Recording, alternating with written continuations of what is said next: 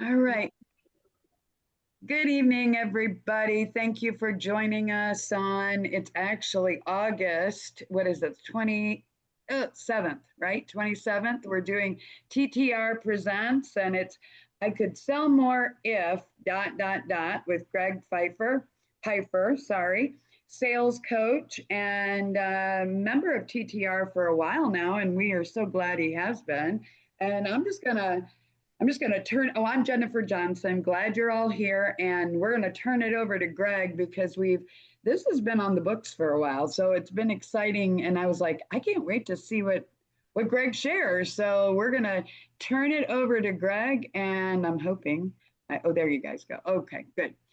And any questions or anything, Greg, just let me know. But I'm putting it's all in your hands now. Take it away. Cool. Easy, easy. I'm sharing screen as we speak. Can I get a thumbs up? Everybody can see that over there. Got Great. it. Perfect. Cool. Well, we're not going to belabor the point then. We're going to jump right in here. And this is designed to be interactive. So we've got plenty of time. We can run down rabbit trails. At the end of the day, I want to make sure that we can at least solve some problems that either we are experiencing or people that we're helping are experiencing. So that's going to be the entire focus of today. So please interact and engage. Otherwise, this is just going to be me talking at a screen for the next hour. Yeah. So without further ado here, let's just jump right in. And I'm looking for us to fill in the gap here or fill in the blank of I or we, if you're leading a team, could sell more if what?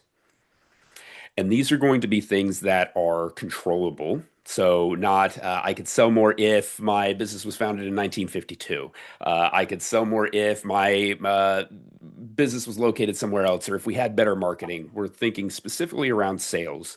What is standing in the way of you, your team, or the people that you help? This could be things like if we could find better prospects, if our sales cycle was shorter, if we didn't deal with put-offs and delays. So I'll give everybody just a moment here to come up with something, and we're going to kind of cater the content today around those handful of things and see if we can find some solutions. So whenever somebody has something that either you, your team, or somebody that you help has been struggling with, hop off mute and let's throw it out there. So for me, it's always the time factor, right? Um, Yeah. which I think is now getting to a point where I think I have it solved with Cassie coming on board. But up until then, it was always like there's only so many hours in the day. Okay, so maybe efficiency Yeah. with bandwidth. Mm-hmm. I'll take that. I'll take that. Anything Yep. else? Or anybody else? I actually had more hours in a day, so I'm glad Pavi 3 said it because I figured somebody'd shoot me down and say, we all have the same amount of time. Yeah, we do, but it's hard. It's really hard sometimes. So I'm It glad, absolutely is. And yeah. believe me, I wish that I could come in here and tell you that I had a solution on how to get more hours in the day. Well, none of you all would know me because I'd be a multi-bazillionaire and living on an island somewhere. But we can talk about how can we be quicker and more effective and efficient, which will give us the illusion of more hours in the day. Melissa, what about for you? I know you solve a lot of similar challenges like this. Is there anything that's maybe a consistent thing for some of the franchises that you help? It's a lot of the same. It's bandwidth, not only on my part, but also theirs. And so, like in my aspect, I'm using a lot of technology to try to help with that bandwidth, but that can only go so far. And it is efficiencies for my owners when they're just trying to do everything. And so, getting them to expand that bandwidth from delegation, so hiring. So it's Mhm. all about hiring and hiring smart.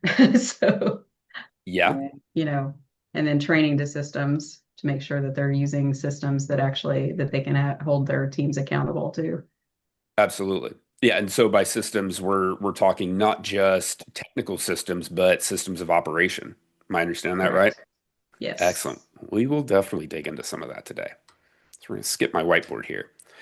So let's look at really the three core elements of what is going to impact our success in sales. And we're looking at these from variables, if you will. So the first one is going to be the method, the how. Second is going to be our prospect, the person that we're selling to, which means that the last one is going to be us. So we're going to kind of deconstruct some different ways to think about each of these things and hopefully try to identify some things that might be causing friction, might be slowing the process down, which is cutting into our bandwidth and ultimately leaving us with less hours in the day. So let's start off with how do we sell? So we've got the sales process. Typically, what's step number one in a normal everyday sales process? You've done research, you know who you're going to target, you make a call. What's step number one? Discovery. Discovery. So I'll buy that. I'll buy that as a step number two. We've got some type of interest, right? Somebody needs to know that we exist. They need to be interested in having some type of a conversation. Melissa, you hit it spot on. We're going to move into a needs analysis. Typically, after a needs analysis, we're going to move into proposing a quote or a solution. Once we find that fit, we're going to attempt to close. And if we don't close, we're going to go into a follow-up cycle of some kind. This process fits into just about every, if not every, sales type conversation from highly transactional to super in-depth and technical. Would anybody disagree with that? Yeah. And I'm not here to reinvent that wheel either. This is the same sales process that I use more or less. So if we're all running a similar sales process, would it be fair to say that maybe our prospects are running a process as well, whether they realize it or not? Mm-hmm. So this moves us into variable two, which is going to be our prospects. So let's put ourselves in their shoes, which should be pretty easy to do because we've all bought something at some point. And let's go on a little bit of a metaphorical journey here for a moment. So you are you're making a large purchase. You have narrowed your options down to one or two specific options, and you know that you are going to be buying one of these two things. Great. So we're now going to go into the store and we're going to figure out which exactly one of these two things that we're going to buy. Could be a TV, could be a couch, new furniture, whatever the case may be. So we walk into the store and, ooh, I almost gave away the tip there. We walk into the store and we're greeted by enthusiastic sales rep Philip. How are 9 out of 10 people typically going to respond to Philip when he says, "Hey, what brings you in today?" Just looking. I'm just Yeah. looking, Leave me right? alone. Just looking, kicking it around. You're absolutely right. So our first inclination from our prospects is going to be to hide their intentions, right? So then the question remains like, why is this? Why aren't our prospects immediately just honest with us, saying, "Hey, I'm here looking to buy something today"? Because they know somebody is going to then be like, you feel like you're a piece of meat when you walk in and say that, or they get, I guess. I mean, is that what you're asking, Greg? I'm thinking that. Yeah, no, that's 100% what I'm asking, right? Is Okay. the discomfort that Right. our prospects are going to have, right? They don't want to be sold to, they don't want to be taken advantage of, and this is coming from the way that we've been conditioned over time, Right. right?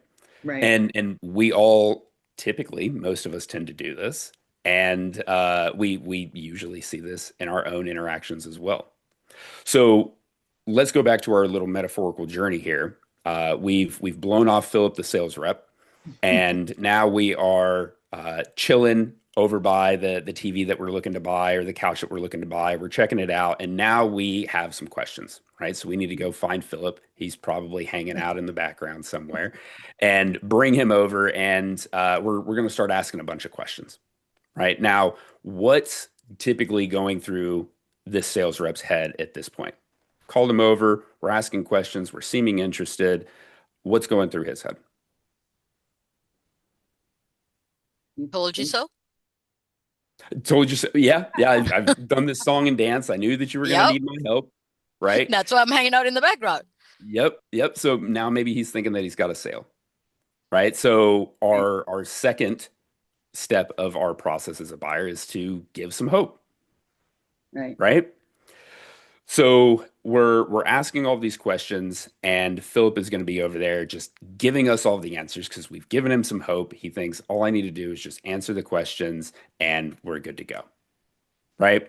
So our third step as a buyer is to collect as much free information as we possibly can, right? So we've gotten all the free information from Philip, and we have now decided that this is not the one that we're going to buy. He's answered all the questions, and we've now decided that it's going to be the other one at the other store. Now, Philip is halfway doing his job. He's going to ask us if we're ready to buy something today, right? Right. And what are 9 out of 10 people going to say in response to that? Just, oh, no, they already did that. He said just looking, but you're saying what would they do? Well, let's go home and think about it. Yeah, let's go home and think about it, right? I need to Right. talk to the spouse. I need to think this over. Everything was really good. And so it's usually like, hey, everything is great, but, and then a nice put off, Right. right? So the second or the fourth step in our buyer's process is to say what we want to hear. And we've gone out now. We got away from him. We didn't have the hard sell. We went and bought the other thing. And a couple of days later, Philip's going to call us Yeah. to run his follow-up sequence. And again, 9 out of 10 people, what's going to happen to that phone call? Voicemail. It's going to go straight to voicemail. So the last step in that process is to ignore and disappear. Yeah. Right? And then they're gone. The ghosting, the constant follow up. Maybe you get lucky and you do actually catch your prospect on the phone. Now they've got some more questions. Now they need to think it over again, and we go right back into that cycle. Right. So if we piece everything together and look at kind of how it plays out, we're going to start with generating some interest. We move into hiding intentions. We're running that needs analysis, give them hope, propose that solution, collect the info, close, saying the right things, following up, and then we're gone.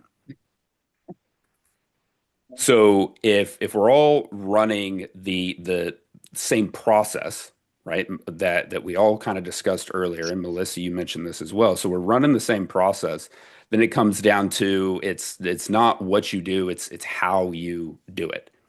So the systems that are going to be in place to say, yes, we need to generate interest, but how can I do that without them hiding their intentions? How can I reduce those barriers and that friction?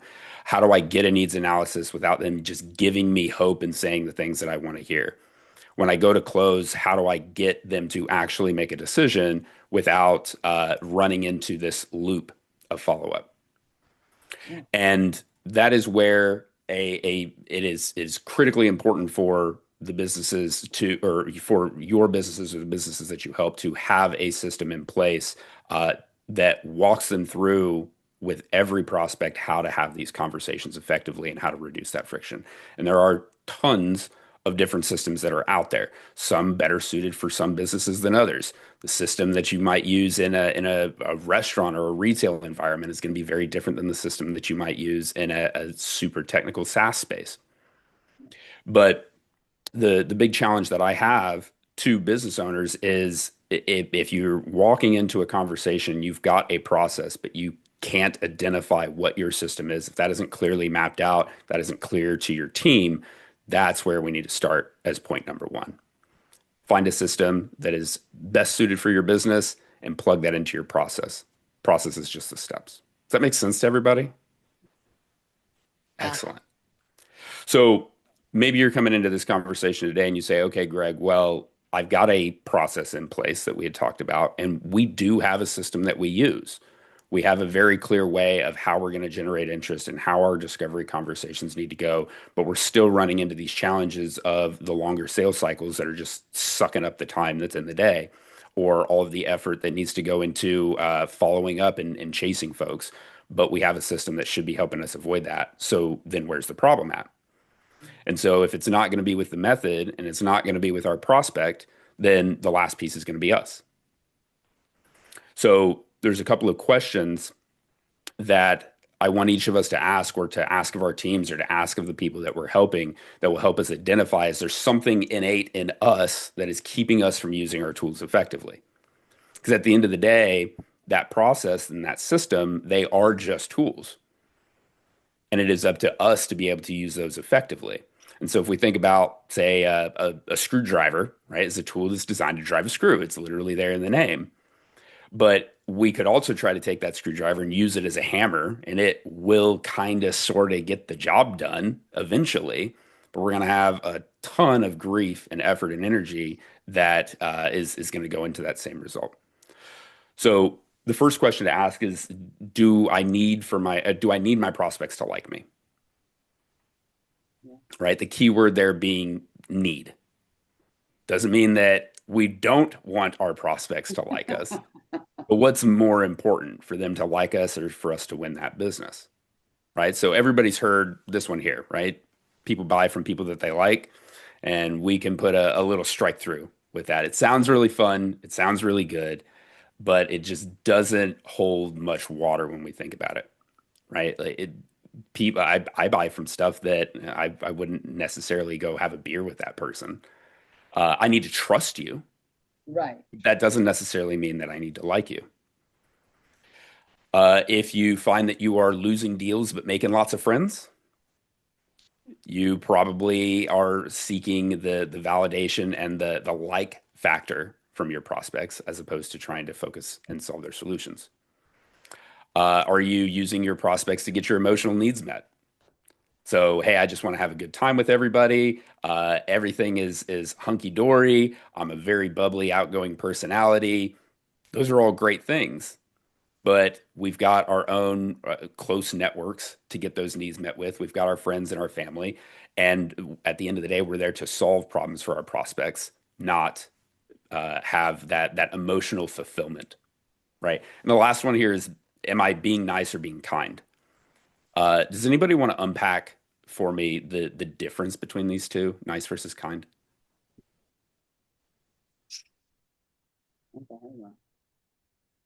I look at that as more of, are you treating them with respect, mutual respect versus nice or kind? I don't know. Yeah, so niceness comes from a place of subconscious selfishness, whereas kindness comes from a place of subconscious altruism. So Mm. think about if somebody has something in their teeth, right? We can do the Talking teeth nice eating. thing Right. and As not I'm say eating. anything about it because we don't want to embarrass them. Or we can do the kind thing and tell them that they've got something in their teeth politely and respectfully. Now, it might be uncomfortable. They might be embarrassed. Maybe I'm embarrassed to say something about it. But at the end of the day, that was kindness. I was doing it for their benefit, not for mine. And niceness is coming from I want to feel comfortable and I want to feel okay and Mm. I don't want to be the bad guy here. So if we think about this in because the big challenge here is time. And so if we're having a lot of nice and likable conversations with our prospects, how can that start to cut into the length of our deal cycles? Any thoughts? Probably three. I Wow. saw your head nodding over there. That's me. Um, I want to help, and I mean, I always said that I didn't start this business to on a get rich quick, and I end up helping and then realizing I should probably be doing a contract and charging. No, But I that's end up solid. shooting myself in the foot all the time. Absolutely. And so, like, I mean, that's a perfect example, right? Of yes, it's the nice thing. We might feel good about it, but is that ultimately what's best for our business, and is it what is best for that prospect as well? Yeah. Question number two is, am I present? Am I present in these conversations? A couple of things that might give you an indication that you might not be. Are you in your head a lot during sales calls? I'm ADD, ADHD. I'm one of the two. I haven't had the focus to go and get diagnosed. So it's a lot of times we can run into, I've had the same conversation over and over again. I know exactly how this goes. I'm mentally checking out and just kind of going through the motions. Are you strategizing in the moment? This is usually going to come from I didn't really come into this with a great plan. I haven't been practiced enough. This is a new situation, and I'm trying to think 3 or 4 steps ahead as opposed to actually being present and listening to what's being said. That goes directly into, are you hearing what isn't being said? So when people are using vague terms or they're dancing around a question, and I'm already kind of focused on the result and the outcome here, am I able to actually hear those things that aren't being said if I'm not actually present in the moment? And then are you focusing on the prospect or the solution? And this is really going to happen again if those same conversations happen over and over and over again. You've got maybe 1, 2, or 3 different options that everybody's going to get plugged into. It can be really easy to check out of those conversations. Questions on this one? Do we see this pop up at all? Anybody else like ADHD like me and just start tuning out randomly in a conversation? Well, I've just been getting some text from people who couldn't get in, so I was getting a little sidetracked. I'm sorry, but yes, I am. So you're not present in this training? I am. I'm trying to be, Greg, but people want to get to your training and they can't get in. So I am a little, but those kind of things happen, though. Are It's we here? What? no, you're 100% right. I was just thinking, sorry, thought I was on mute while I was thinking out loud. I'm sorry, I'm gonna shut up now. No, but it's the whole. And You're I'm good. sorry. Like I just said, I mean, I've had, and hopefully they get in, but um, I think people too often are okay. So in the back of my mind, I'm thinking about a couple different things. I used to sell insurance, Greg, and I've said that to people, but I also sold some other things along the way. And when they trained us how to do this, it, I, they're, you're jumping into the close too quickly, though. I think you can kind of go there too. You know what I mean? I mean, Absolutely. you know what I mean? And I'm not saying, but in my brain or in my mind, I can remember being when I was with people who were supposed to be training me, and they were like, somebody watches or hears a presentation, and immediately they're trying, and I'm not saying that, but I don't think with what we were in that situation, I don't think it really worked. It kind of made people mad. Now, if they were ready to close, that was one thing. You know what I mean? If they were ready to buy, but very rarely were they ready to buy at that moment. You know what I mean? So, Yeah. uh, and that's all you're very sharp in what you do. You speak very, I can imagine that people they don't feel like you don't know your stuff. Maybe it's because yeah, anyway, go ahead. But I think this is all really good stuff. I just, like you're talking about strategizing in the moment. You're listening to somebody speaking and you're not really listening, you're strategizing, right? So hmm you're already closing or trying to figure out, how am I going to close this person? Yeah. Well, and that goes to a couple of these points here, right? Like Right, the last one is the goal of this conversation to close, or is it to actually understand, is this somebody that is right for me and that I'm right for them? Which is the whole purpose of this stage of the conversation. So if we're already thinking ahead at the solution and worrying about, well, they said this one thing and that's usually a buzzword that tells me that they're probably not right. We're way too far ahead mentally in that, and we're not actually addressing the problem that's immediately in front of us. right, Right? And right, our prospects pick up on that. It right, goes to what you were saying. Maybe I'm going to be proposing to somebody that isn't even qualified, right. right? Who knows?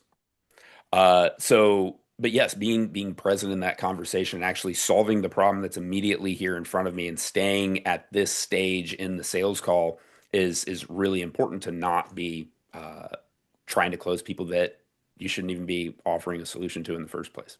Yeah, very good. Okay, yeah, following.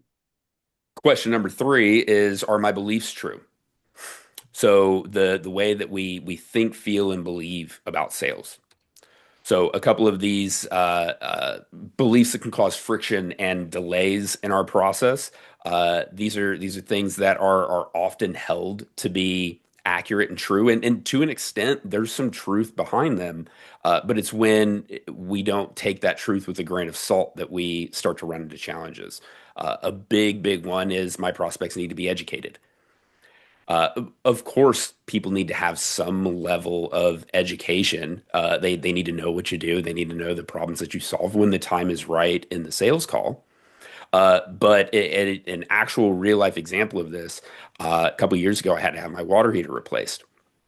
Tired of changing elements. It's just time, and called up a plumber. Said, "Hey, come in. Here's the problem. Needs to go in the garage. Here's my budget." And that's cool. He brings out, gives me the options. Is like, hey, this one right here is like, great. That one doesn't fit in the garage. Great, cool. Let's go. And then he spent the next 20 minutes telling me the latest and greatest things about this water heater and the how quickly it works and the energy efficiency and everything else like that. And I was just like, man, I don't care. Like, does it fit my budget? Does it fit my garage? And is it going to make my water hot? Like, that's what I'm here for. And we can see this happen, and it creates this analysis paralysis for our prospects.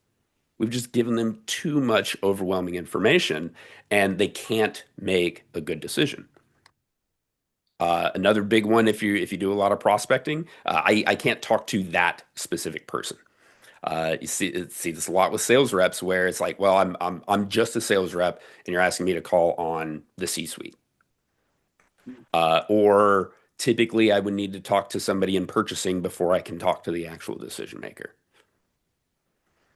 And so the delays that this can cause by trying to work our way up a food chain rather than start at the top and work down can be absolutely monumental. Uh, Thinking that my industry is just so specific and so unique that all of the wisdom that is out there on how this should be done just doesn't fit me. Right. Melissa, I'm sure you probably have franchisees that you have helped for the same business that feel that it is just different for their location, their market. Would that be an accurate assessment? That's why I was Absolutely. chuckling because I hear it all the time. Oh, it's just different in my area, or it's Yeah. just different here. Like, no, it's Like, not. no, it's No, not. people It's are not. people, it's not. Absolutely. And now, does that mean that there aren't different market implications, that there aren't different demographics, that there aren't going to be highs and lows in the economy? Of course it does. But if we allow ourselves to believe this, as opposed to like, no, everybody else is making it work, I'm going to find a way to make it work, it completely changes the way that we show up to those conversations. Yeah. And then the last one here is people who say, I want to think about it, will eventually do business with me. Now, will some people eventually do business with? I have no doubt. But again, how are we going to show up different in those conversations if we didn't actually believe that? If I truly believed, hey, this is the last time I'm going to ever be able to talk to this person, we need to come to some type of a decision or a next step, or we need to end this relationship and the progression of it, we would show up a whole lot different in those conversations. Had some fun strike throughs on that one too. Another question, can you talk about money? Uh, Anybody that's in sales probably can at least talk about money at some point because we need to get to the budget. So that's kind of an assumed that, yeah, you're probably going to be able to talk about money. Uh, are you asking about the budget, but then are you actually getting the numbers? Or is it this vague, like, yeah, we've got a budget for this, and then we just kind of move on in the conversation, right? We're not willing to take those extra couple of questions and dig in a little bit deeper. Are you comfortable getting personal about money? Right? Very, very personal topic, especially if you sell B2C. So now I'm not just digging into company finances, I'm digging into your personal finances. How much debt do you have? Can you go to friends and family? Challenging prospect beliefs about money.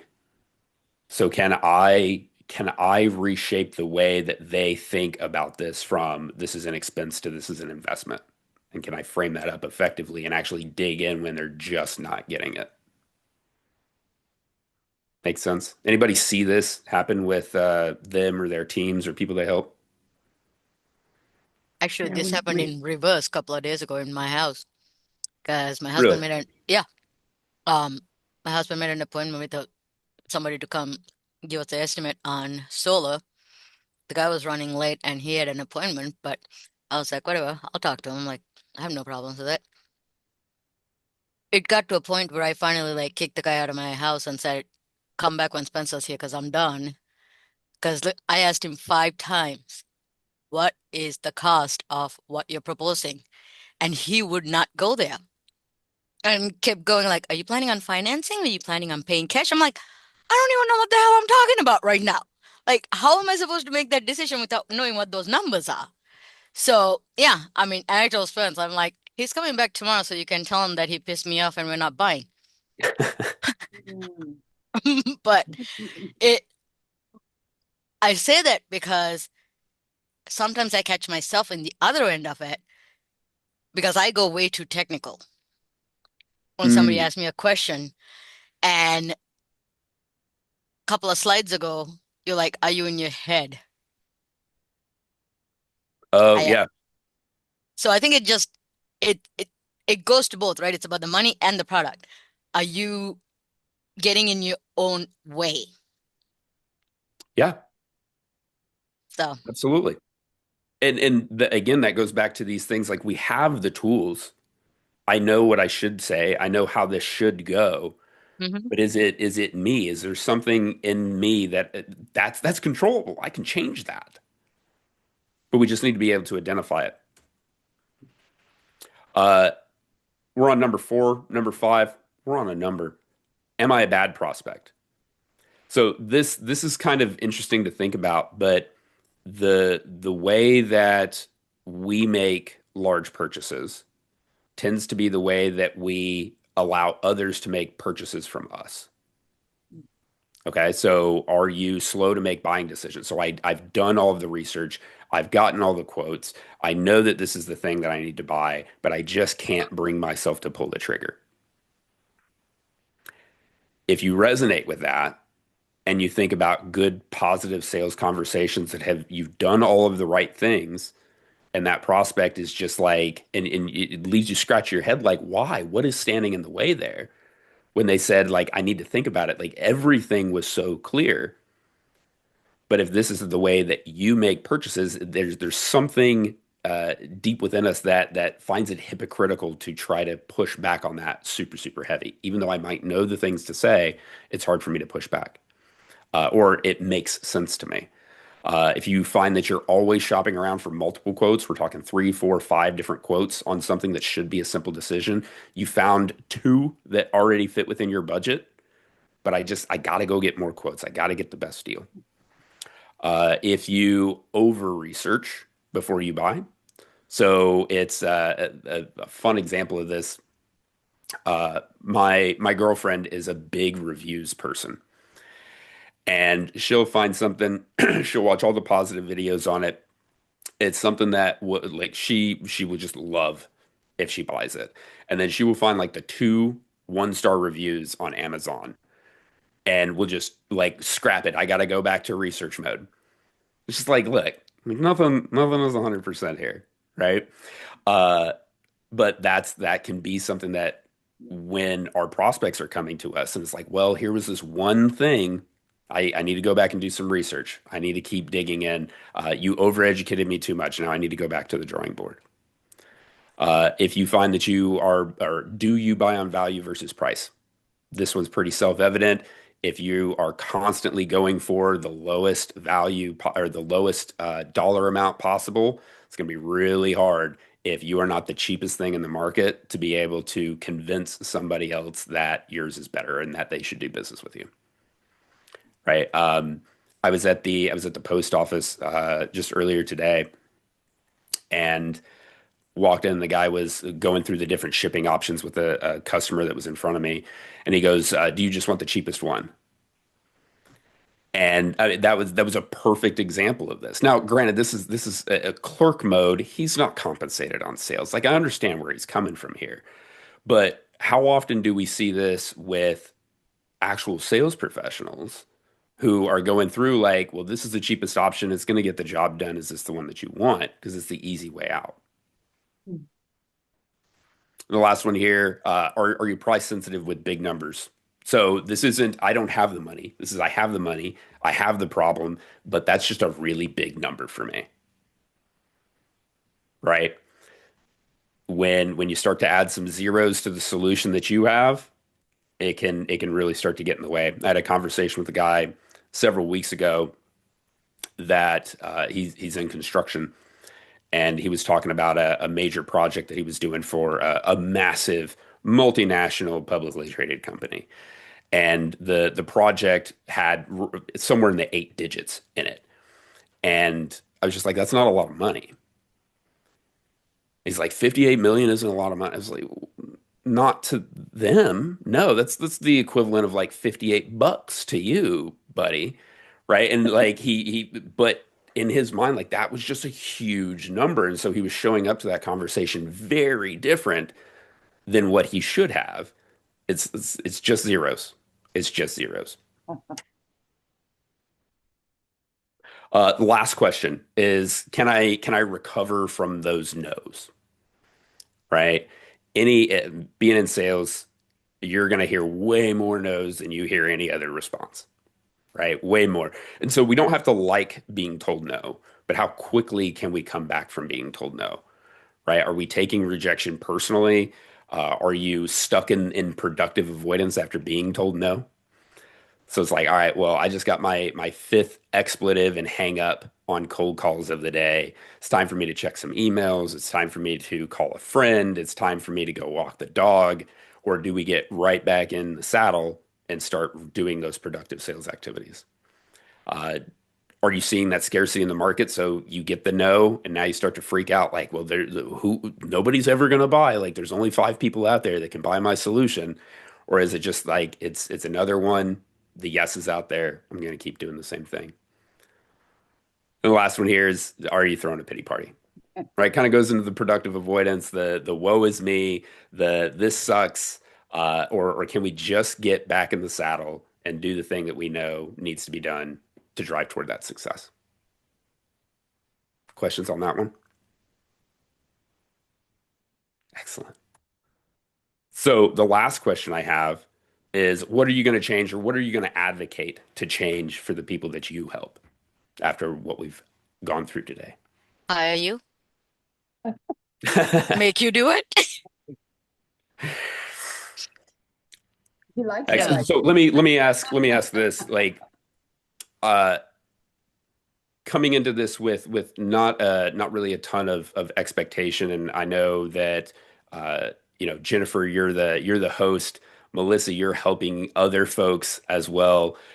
Is there anything, or I guess what is actionable in this that is of value, or was this like, and I don't have a need for approval, so you can tell me, Greg, I didn't really take anything out of it. Like, it was cool, but nope, I got nothing. Thanks for playing. That's cool too. I think you know me well enough to know I don't exactly sugarcoat crap. That is absolutely Um, true. there was a few things I got out of it, and a lot of it was a mirror that I hadn't looked in. So that was good for me. I don't Little get to do that a lot. self-reflection. It's Yeah. literally a mirror analogy. Self-reflection. Huh. That turn And of phrase just landed. because I tend to do a lot of the things as a consumer and as a business owner. So I just realized that I sometimes become my worst enemy. And it happens to the best of us. It really Hmm. does. But what it takes is, it can be really hard to see that uh personally, Yeah. right? Sometimes it takes that third party perspective. It takes One of these taking to a go, step oh back. shit. Yeah. But once we know it, once we identify it, then it's a matter of fixing it, Yeah. right? But you can't fix a problem that you don't know you have. They call it a blind spot for a reason. It's because inherently you can't see it. It has to be pointed out. But once we see the blind spot, it's very hard to unsee. Excellent. Well, that is what I brought to the table here today. Went through a little bit quicker than I had anticipated, but I don't think anybody's going to complain getting a couple of minutes back in their evening. Well, I thank you for, yeah, in my mind, I'm going back, Greg. I'm not trying to go back too far here, but just there's stuff in my sales world. I do want people to like me. Mhm. I gotta be honest. I want them to like me because I don't know that buy too much from people I don't like. But I don't think you were saying that. Nope, I not at think, all. yeah, yeah. I think there's It's people, what's the goal going into the conversation? What's the am I here for them or am I here for me? right, right, Right? If I'm going in and it's like there's a difference between being hated and not being liked. Right? Like I don't know that anybody would advocate it's okay for your prospect to hate you. right, right, But there's a lot of folks that, you know, that I have done business with where it's like they were kind of weird and they didn't have like the greatest personality, but the solution was right. I trusted them to get it done. right, I'm not going to hang out with them like in my personal life, right? That's what I do with the people that I like. I want to be around them more. Like when this is a business transaction, it's like when we're done doing business, you don't need to like we're good. And so if we're going in with the mentality of I'm here to help you, right. and if you like me, great. If you walk away going, meh, Jennifer was okay. I'm not going to feel any sort of way about that. And Right. I But if would, it's like I'm gonna yeah, be my feelings are gonna be hurt, like it's gonna get to me, that's where we're gonna start to maybe not ask the uncomfortable question. I'm not gonna push because I don't want to damage the relationship. I was gonna say, it might not be as, and yeah, if you, yeah, because then you get in the situation if they like you too much, then if you have to tell them something bad or you have to, whatever, it can be, yeah, can be a problem, which I'm Yeah. sure we've all had that too, right? Because Well, that gets in the way. yeah, you've got something bad or maybe it's just an uncomfortable question that needs to be asked, right? It's somebody that you're trying you can see the blind spot and you are trying to hold that mirror up and they are starting to resist. It's like I need you respectfully, I need you to understand where we're coming from here. Like, can I ask you a tough question without you getting mad at me? Hmm. Like that's really hard to do if I want you to like me. Yeah, no See, that's kidding. the problem I don't have. Oh, yeah, I believe that, Poppy 3. For sure. 100%. Yeah, you speak your mind, you say it like it is. Absolutely. I mean, I've walked away from potential clients. I'm like, you know what? I would rather not have dinner on the table than put my reputation in your hands. Nope. Bye. Yep. Well, and let me just say there were a couple people along the way, and I don't know why I fell for it, but there was one lady or couple. There was one lady who literally introduced me to somebody that later I find out that had she didn't like him, and then it was like, why did you make this introduction? I then, you know what I mean? Because I Hmm. had no idea. I thought if she was referring him to me, of course that, it was okay. Why wouldn't it be okay? And then, but so I think, yeah, it's a tough thing. Because I see exactly what you're saying, Greg. Hmm. When I was selling insurance, nobody wants to talk to the insurance agent unless they Yeah. want cheap quotes, and then if I gave them numbers but then I find out they've got a driving record because we have to put their license into a thing. And they're mad at you. I had more than one person say some nasty things. It's like, this is what I got, you don't like me at all right now. I know that, anyway, so that's a tough one. That's a tough one. It's kind of funny that it's very timely, Greg, that you're talking about this stuff. And I mean, talking Good. about my own situation, because I certainly want everybody to like me, or Yeah. I want to like everybody but I understand. But I guess I wouldn't do business with somebody I would say I would hate them. Yeah. Yeah. That, Well, and a little difference. you're you're you're definitely onto something there where the it is innate human nature for the vast majority of us that we want others around us to like us. That's how Right. we built society. That is important. Where we need to separate that is when I walk into a conversation to help somebody else. And that is what a sales conversation is. I'm here to help you if you actually need it. And if you don't, we can be friends. And when I'm done helping you, we can also be friends. But in this piece right now, I'm the doctor, you're the patient. We need to draw that line. Yeah, that's good. And that takes a little bit of time as a salesperson to get to that, right? Don't you think? It it comes more naturally to some than others, but yeah, Okay. it Yeah, is a skill set for sure.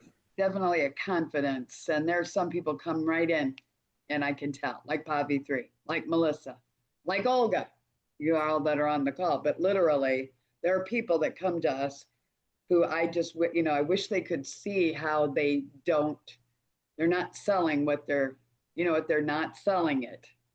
They're Yeah, kind of begging. They're and they're desperate. And that's a little different. So yeah, thank you, Greg. That's great stuff. Thank you. I excellent. appreciate it. Yeah, Yeah, good job. absolutely. You're very welcome.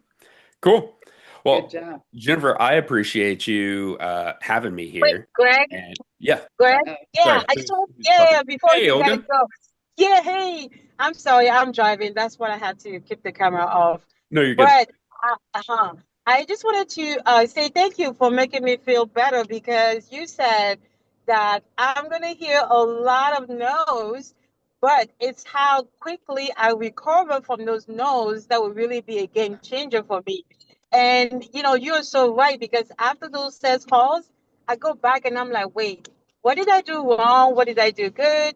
Where can I improve? Because it's like, oh, I always feel like I messed up, but it's not necessarily that you messed up. It's just like it's a no, and just recover from that, and you got to move on Yeah. because it's gonna Well, and happen very frequently. So thank you. you're 100% right. And Olga, the purpose of the mission of a salesperson is not to get yes or to get no. Yeah. It's Yes, to you're right. facilitate decisions, Yes, right? I definitely. need to help you, Mr. or Mrs. Prospect, decide yes or no. And if you think about it like a gumball machine, right? It's got the mixed myriad colors that are in there, and you only want the blue gumballs. Well, every time that you turn that gumball machine, you get a white one, you get a red one, you get a purple one. Like eventually that blue one's going to come through. And Mhm. every no is just one more, like, great, good conversation off to the side. But if I keep doing the activity that I know is productive, eventually you'll get that blue gumball. Yes, you're right. Makes sense. Excellent.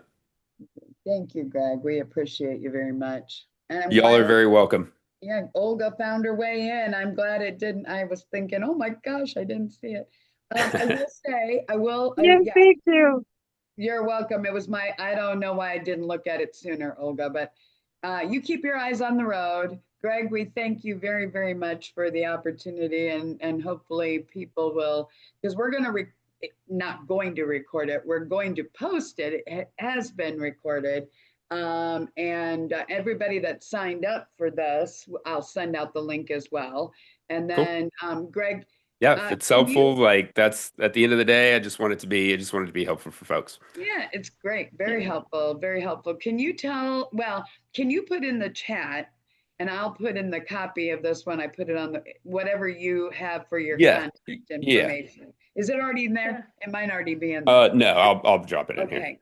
And So Greg, anybody else? Yeah, just go real ahead. quick, Greg, I just wanted to say, so one thing is that I always say that I'm a terrible salesperson.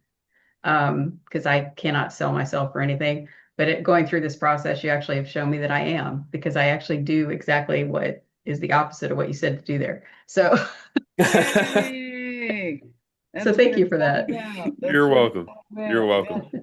Very good. Well, thank you. Thank you Cool. very much, everybody. Absolutely. And I guess I'm going to save the chat and we'll turn off the recording here, I think. Let me try that. Can I do that?